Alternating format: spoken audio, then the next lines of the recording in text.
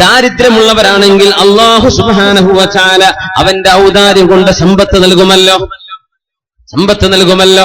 അല്ലാഹു സമ്പത്ത് നൽകും. നിക്കാഹ് ചെയ്യുമ്പോൾ അല്ലാഹുവാണ് ലക്ഷ്യമെങ്കിൽ നമ്മുടെ ലക്ഷ്യം അല്ലാഹു നന്നാക്കി തരട്ടെ. ലക്ഷ്യം നന്നാവലാണ് വിഷയം, അതാണ് വിഷയം. ബാക്കിയൊക്കെ അതിന്റെ കൂടെ വരും. നമ്മൾ ഒച്ചപ്പാടും ബഹളമൊന്നുമല്ലല്ലോ വിഷയം. ഒച്ചപ്പാടും ബഹളവും എന്തിപ്പോ സംഘടനാ പ്രവർത്തനങ്ങളാണെങ്കിൽ തന്നെ നമ്മൾ ഒരുപാട് ചെയ്തു, അതല്ല നമ്മൾ എന്തിനു ചെയ്തു, വിഷയം. നമ്മുടെ നിയ്യത്ത് എന്തായിരുന്നു, അതാണ് അള്ളാഹു നോക്കുള്ളൂ. അത് കുറച്ചാണെങ്കിലും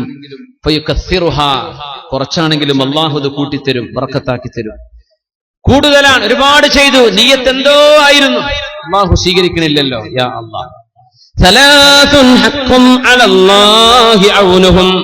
മഹാനായ മാലിക് ഇബ്നു ദീനാർ റളിയല്ലാഹു അൻഹു പറയുന്നു, ജന്നാത്തുൻ നഈമി ബൈനൽ ഫിർദൗസി വ ജന്നാത്തു അദൻ. ജന്നത്തുൽ ഫിർദൗസ് എന്ന് പറയുന്ന സ്വർഗം, ജന്നാത്തുൻ നഈം എന്ന സ്വർഗം ഫിർദൗസിന്റെയും ജന്നത്തു അദനിന്റെയും ഇടയിലാണത്രേ. ജന്നാത്തുൻ നഈം എന്നത് ബൈനൽ ഫിർദൗസി വ ബൈന ജന്നാത്തി അദൻ. അദൻ ജന്നത്തുകളുടെയും ഫിർദൗസ് ജന്നത്തിന്റെയും ഇടയിലാണ് ജന്നാത്തുൻ നഈം എന്ന് പറയുന്ന സ്ഥലം. ഫീഹാ ജവാരിൻ ഖുലിഖന മിൻ വർദിൽ ജന്ന. സ്വർഗത്തിന്റെ പൂക്കളാൽ നിർമ്മിക്കപ്പെട്ട പെൺകുട്ടികൾ അവിടെയുണ്ട്. യസ്കുനുഹല്ലദീന ഹമ്മൂ ബിൽ മആസി ഫലമ്മാ ദകറുല്ലാഹ റാഖബൂ. ആർക്കാണ് ആ സ്വർഗം അല്ലാഹു ഒരുക്കി വെച്ചത് എന്നറിയുമോ?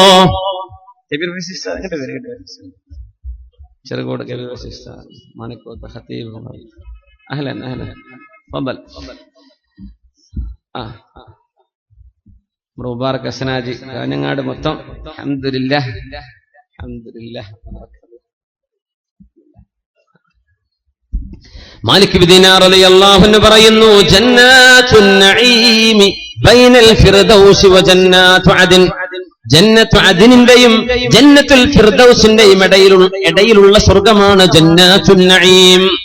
അവിടെ അല്ലാഹു തആല ഒരുക്കി വെച്ച സഹധർമ്മിണിമാർ ആർക്കാണെന്നറിയുമോ? യസ്കുനുഹല്ലദീന ഹമ്മൂ ബിൽ മആസി.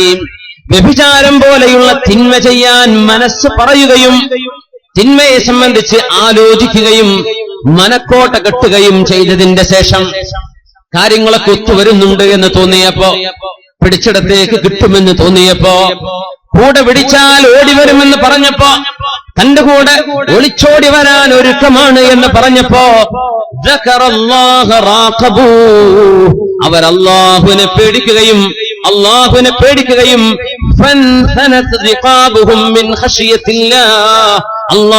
പേടിച്ച് അവിടെ പിരടികൾ വിറച്ചുപോയിട്ടുണ്ട്.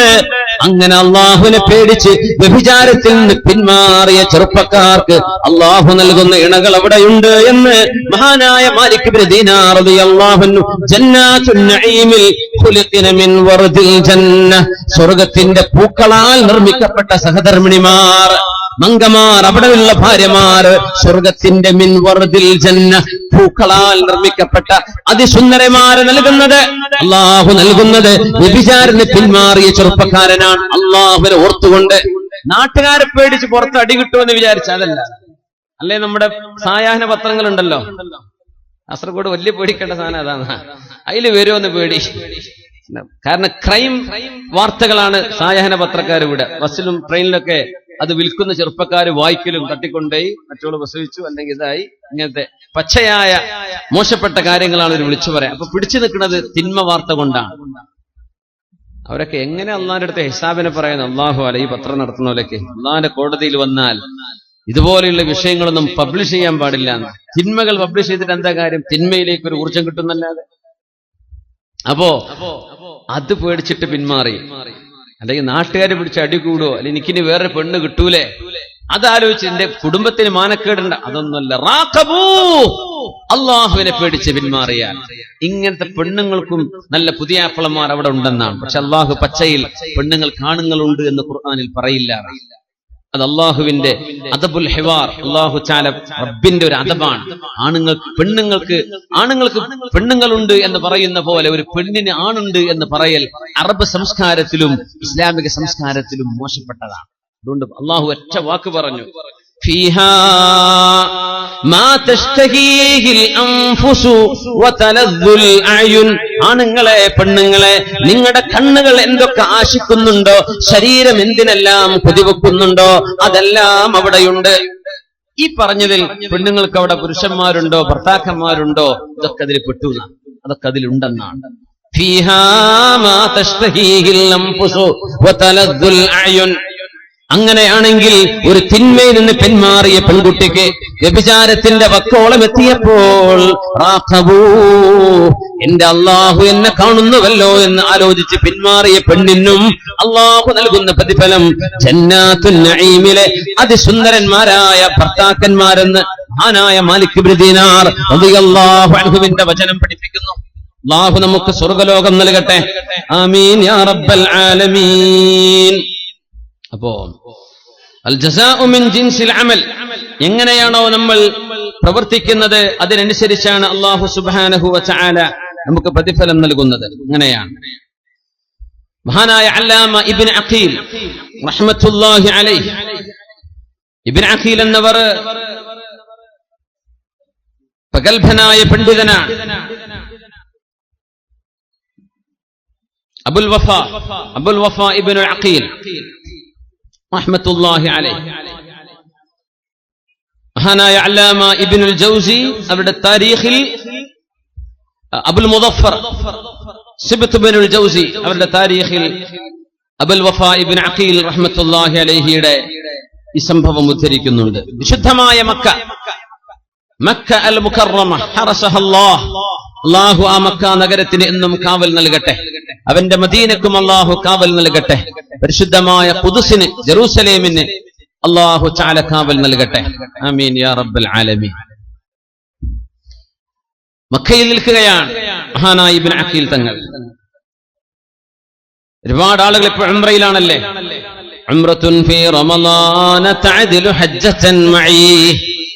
റമളാനിൽ ചെയ്യുന്ന ഒരു ഉംറ എന്റെ കൂടെ ചെയ്ത ഹജ്ജിന് തുല്യമാണെന്ന് മഹാനായ റസൂലുള്ളാഹ് സ്വല്ലല്ലാഹു അലൈഹി വസല്ലം. അല്ലാഹു നമുക്കൊക്കെ അതിന് തൗഫീഖ് തരട്ടെ യാ റബ്ബൽ ആലമീൻ. എപ്പോഴെപ്പോഴും ഉംറക്ക് പോകരുത്. മഹാനായ അത്തിപ്പറ്റ ഉസ്താദ് അവറുകളെ അല്ലാഹു മഹാനവർക്ക് ദീർഘായുസ്സും ആഫിയത്തും നൽകട്ടെ. ഉലമാഉൽ ആഖിറ, പരലോകത്തേക്ക് പോകുന്ന ആലിമീങ്ങളുടെ സർവ്വ അടയാളങ്ങളും നമുക്ക് കാണാൻ പറ്റുന്ന വളരെ മുത്തഖിയായ അല്ലാഹുവിന് വേണ്ടി ജീവിക്കുന്ന ഒരു മഹാൻ. വലാ നുസക്കി അലല്ലാഹി അഹദ നഹ്സിബുഹു ഖൈറാ. അല്ലാഹു ആ മഹാനവർക്ക് ദീർഘായുസ്സും ആഫിയത്തും കൊടുക്കട്ടെ. എന്റെ സുഹൃത്ത് ഉസ്താദിനെ ഞങ്ങൾ ബഹ്റൈനിൽ വെച്ച് കണ്ടപ്പോ കൂടെ വന്ന സുഹൃത്ത് പറഞ്ഞു, ഉസ്താദ് ഈ റമളാനിൽ ഉംറക്ക് പോവാൻ. ഉംറ കഴിഞ്ഞ് വന്നപ്പോ ഉംറക്ക് പോവാന്ന് പറഞ്ഞപ്പോ ഉസ്താദ് ആദ്യം പറഞ്ഞു, ഉംറക്ക് ഇടക്കിടക്കൊന്നും പോണ്ട, ഇടക്കിടക്കൊന്നും ഉംറക്ക് പോവരുത് എന്ന് പറഞ്ഞു. എന്തേ കാരണം എന്നറിയോ? കഅബയോടുള്ള ഒരു മതിപ്പ് നഷ്ടപ്പെടുന്നു. ഇടക്കിടക്ക് പോയ ഈ ഉംറക്ക് കൊണ്ടുപോകുന്ന ഉസ്താദ്മാർക്കൊക്കെ വലിയ ഒരു ബലാവും അള്ളാഹുവിന്റെ ഭാഗത്തുള്ള ഇബ്തിലാവും പരീക്ഷണാണെന്നാണ്. കാരണം ഇടക്കിടക്ക് ഇങ്ങനെ പോയാലേ ഹറമ് അതൊക്കെ നമുക്ക് പുല്ലാന്നുള്ളൊരു തോന്നൽ വന്നു പോയാൽ കഴിഞ്ഞു. ഹറമിന്റെ പുണ്യവും ഹറമിന്റെ മഹത്വവും നമ്മുടെ കൽബിന്ന് ഇടിഞ്ഞു പോകും ഇടക്കിടക്ക് ഇങ്ങനെ പോകുമ്പോ. ഉസ്താദ് പറയാണ്, വലിയ കൊതി ഹുബ്ബുണ്ടെങ്കിൽ പോയിക്കോ, അല്ലെങ്കിൽ വർഷത്തിൽ ഒന്നൊക്കെ ധാരാളമാണ്.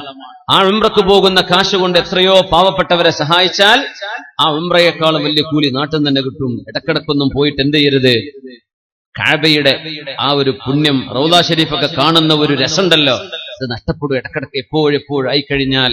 ഉസ്താദ് ഇപ്പൊ ഈ റമളാന്റെ ഒരാഴ്ച മുമ്പ് സുബ്ഹാനല്ലാഹ് വളരെ ചിന്തിപ്പിക്കുന്ന ഒരു കാര്യമാണ്. അങ്ങനെയൊന്നും ആരും പറയില്ല, ആ പോയിക്കോ എനിക്ക് വേണ്ടി തോരുന്ന വരുമ്പോ എന്താ കൊണ്ടുവരാന്നാ ചോദിക്കുക അല്ലെ. ആ സുബ്ഹാനല്ലാഹ്, ഉസ്താദ് അങ്ങനെയല്ല. മക്കത്തുൽ മുഹറം, മക്കൽ മുകറമ ഹറസഹല്ലാഹ്, പരിശുദ്ധമായ മക്കയിൽ മഹാനായ അല്ലാമ അബുൽ വഫാ ഇബ്നുൽ അഖീൽ റഹ്മത്തുള്ളാഹി അലൈഹി മക്കയിൽ അനുഭവം പറയുന്നുണ്ട്. ഞാനെന്ന് വിശന്ന് വല്ലാത്ത വിശപ്പ്, എന്തെന്നില്ലാത്ത വിശപ്പ്,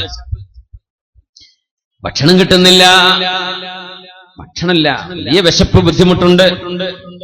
മക്കയിലൂടെ അങ്ങനെ നടക്കുമ്പോൾ ഒരു പാക്കറ്റ് കണ്ടു, ഒരു നല്ല മനോഹരമായ തുണി കൊണ്ട് പൊതിഞ്ഞെടുത്ത ഒരു കിഴി.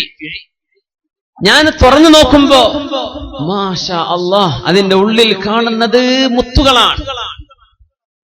മുത്തുകളുടെ ഒരു കിഴി. അന്നത്തെ വലിയ പൈസ അതാണ്. വലിയൊരു കോടീശ്വരന്റെ ATM ഒക്കെ വീണുപോയ എന്താ അതാ അവസ്ഥ. അന്നത്തെ വലിയ മുതലാളിന്റെ ATM ആണ് ആ കിഴി എന്നൊക്കെ പറഞ്ഞു. മുത്തുകളെ കൊണ്ട് നടക്കുക. അദ്ദേഹം പറയാം, എനിക്ക് വിശപ്പുണ്ട്, വല്ലാത്ത വിശപ്പുണ്ട്. ഞാൻ ആ പൊതി എന്റെ കയ്യിലെടുത്തു. ആര് ചോദിച്ചു വരുന്നുണ്ടോ അവർക്ക് കൊടുക്കണമെന്ന നിയത്തോടുകൂടെ ഞാൻ വീട്ടിലേക്ക് വന്നു. ഞാൻ തുറന്നു നോക്കുമ്പോൾ എന്റെ കണ്ണുകൊണ്ട് ഇതുവരെ കണ്ടിട്ടില്ലാത്ത മനോഹരമായ മുത്തുകൾ അതിലുണ്ട്. ഞാനത് ആരുടേതാണെന്ന് വിളിച്ചു ചോദിക്കാനെന്ന് പുറത്തിറങ്ങിയതേ ഉള്ളൂ. പ്രായമുള്ള ഒരാൾ വന്ന് പറയുന്നുണ്ട്, മക്കളെ, എന്റെ ഒരു കിഴി നഷ്ടപ്പെട്ടു പോയിട്ടുണ്ട്. ആര് തിരിച്ചു തന്നാലും 500 ദീനാർ, 500 സ്വർണ്ണ നാണയം, 500 ദീനാർ ഞാൻ പകരം കൊടുക്കും. എന്റെ ആ നഷ്ടപ്പെട്ടു പോയ മുത്തുകളുടെ കിഴി ആരെങ്കിലും കണ്ടെങ്കിലും തിരിച്ചു തരയണമേ. അപ്പൊ ഇബ്നു അഖീൽ തങ്ങൾ പറയാ, ഞാൻ വിശന്നിരിക്കുകയാണ്. ഒരു 500 ദിർഹമൊക്കെ കിട്ടാൻ എനിക്ക് വല്ലാത്ത ആവശ്യവുമുണ്ട്. 500 വേണ്ട, ഒരു ദിർഹമിന്റെ പകുതി മതി. പക്ഷെ ഇയാൾ ഓഫർ ചെയ്യല്ലേ. അതുകൊണ്ട് ഞാൻ തീരുമാനിച്ചു തിരിച്ചു കൊടുക്കാമെന്ന്. അദ്ദേഹത്തോട് ചോദിച്ചു, നഷ്ടപ്പെട്ടു പോയ കിഴിയുടെ നിറം എന്താണ്, രൂപം എന്താണ്, എന്താണ് അകത്തുള്ളത്, വെരിഫൈ ചെയ്യണല്ലോ, ശരിയാണോ നുണ പറയാണോ അല്ലേ എന്ന്. അങ്ങനെ അദ്ദേഹം പറഞ്ഞു കൊടുത്തു. നോക്കുമ്പോ അദ്ദേഹം പറഞ്ഞ ആ ഡിസ്ക്രിപ്ഷൻസ് ഒക്കെ വെച്ച് നോക്കുമ്പോ തന്റെ കയ്യിൽ കിട്ടിയത് അയാളുടെ നിധിയാണ്, അയാളുടെ ആ മുത്തുകളുടെ പാക്കറ്റാണ്. ഞാൻ അദ്ദേഹത്തിന് ഏൽപ്പിച്ചു അത്. അദ്ദേഹം അതിന് പകരം എന്റെ കയ്യിലേക്ക് വെച്ച് നീട്ടി തന്നു. 500 ദീനാർ, 500 സ്വർണ്ണ നാണയം തന്നു. ഞാൻ പറഞ്ഞു, എനിക്ക് വേണ്ട എന്ന്. അദ്ദേഹം പറഞ്ഞിട്ട് എടുത്തേ പറ്റൂ. ഞാൻ പറഞ്ഞു, ഒരു നന്മക്ക് പകരം നമ്മൾ പ്രതിഫലം ചോദിച്ചുകൂടല്ലോ, ഇതെന്റെ ബാധ്യതയാണ്. അദ്ദേഹം പറഞ്ഞു, പിടിച്ചേ പറ്റൂ. ഞാൻ പറഞ്ഞു, എനിക്ക് വേണ്ട. അദ്ദേഹം പറഞ്ഞു, എടുത്തേ പറ്റൂ. ഞാൻ പറഞ്ഞു, വേണ്ട. ആദ്യം തോന്നി വിശക്കുന്നുണ്ടല്ലോ, കുറച്ച് പൈസയൊക്കെ കിട്ടിയാൽ തിരക്കേടില്ല എന്ന്. പക്ഷേ പിന്നെ തോന്നി, ഒരു നഷ്ടപ്പെട്ടു പോയതിന്റെ സാധുവിന്റെ പൈസ എടുത്തിട്ട് എന്തിനാ. നബി തങ്ങൾ ഒരു കഥ പറഞ്ഞിട്ടുണ്ട്, റസൂലുള്ളാഹി സ്വല്ലല്ലാഹു അലൈഹി വസല്ലം, സ്വഹീഹ് മുസ്ലിമിലുണ്ടെന്നാണ് എന്റെ ഓർമ്മ ശരിയാണെങ്കിൽ. ഹബീബായ തങ്ങൾ പറയാ, അന്ന് മുമ്പ് ഒരു സ്ഥലക്കച്ചവടം നടക്കുമ്പോ, റിയൽ എസ്റ്റേറ്റുകാരൊക്കെ ഉണ്ടായിരിക്കുമല്ലോ, കേൾക്കുക. ഒരു സ്ഥല കച്ചവടം നടക്കാൻ, കച്ചവടമൊക്കെ ഉറപ്പിച്ചു, പൈസ ഒക്കെ വാങ്ങി, ഉടമസ്ഥൻ ഒരാൾക്ക് വിറ്റു, അയാൾ വാങ്ങിച്ച് അവിടെ എന്തോ വീട് വെക്കാനോ മറ്റോ കുഴിച്ചുകൊണ്ടിരിക്കുമ്പോഴാ നിധി കിട്ടുന്നത് ഒരു പൂജയിൽ ഒരു കലത്തിൽ നിറയെ സ്വർണ്ണ നാണയം. അന്നത്തെ ബാങ്ക് ലോക്കറുകൾ അങ്ങനെയാണ്, ഭൂമിയിലാ കുഴിച്ചിട. ആ ഒരു ഓർമ്മക്ക നമ്മൾ ഇന്നും ഏതെങ്കിലും ഭൂമിയിൽ നിധി ഉണ്ടോ എന്നൊക്കെ ആലോചിച്ചു പോകും. നിധിന്റെ എന്ന് പറയും മനുഷ്യന്മാര് ചാടി വീഴാണ്, കുറെ പറ്റിക്കപ്പെട്ടതും അല്ലാത്തതും കൊലപാതകങ്ങളും. സുബ്ഹാനല്ലാഹ്. ഏതായിരുന്നാലും മുത്ത് റസൂലുള്ളാഹി സ്വല്ലല്ലാഹു അലൈഹി വസല്ലം തങ്ങൾ പറഞ്ഞു, ഇങ്ങനെ ഒരു നിധി കിട്ടിയിട്ടുണ്ട്. നമ്മൾ മറ്റേ കഥന്റെ അടിയിലാണ്, തിരിച്ചു വരും ഇൻഷാ അല്ലാഹ്. അപ്പോ നിധി കിട്ടിയിട്ടുണ്ട് എന്ന് പറഞ്ഞു. ആ മനുഷ്യൻ ഇത് വിറ്റ ആളുടെ അടുത്തേക്ക് ഓടിപ്പോവാൻ ചോദിച്ചു, അല്ല, നിങ്ങൾ എനിക്ക് തന്നത് ഭൂമിയോ അല്ല സ്വർണ്ണോ? ഭൂമി കച്ചവടം, ഭൂമിയല്ലേ നിങ്ങൾ വാങ്ങിച്ചത്.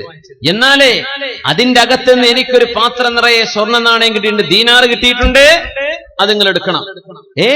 അത് ഞാൻ എടുക്കൂല, വിറ്റാള്. അതെങ്ങനെ? നിങ്ങൾക്ക് ഞാൻ ഭൂമി വിറ്റില്ലേ? ഭൂമി വിറ്റപ്പോ അതിന്റെ ഉള്ളിലുള്ളതെല്ലാം നിങ്ങൾക്ക് തന്നെയല്ലേ, അതുകൊണ്ട് എനിക്ക് വേണ്ട.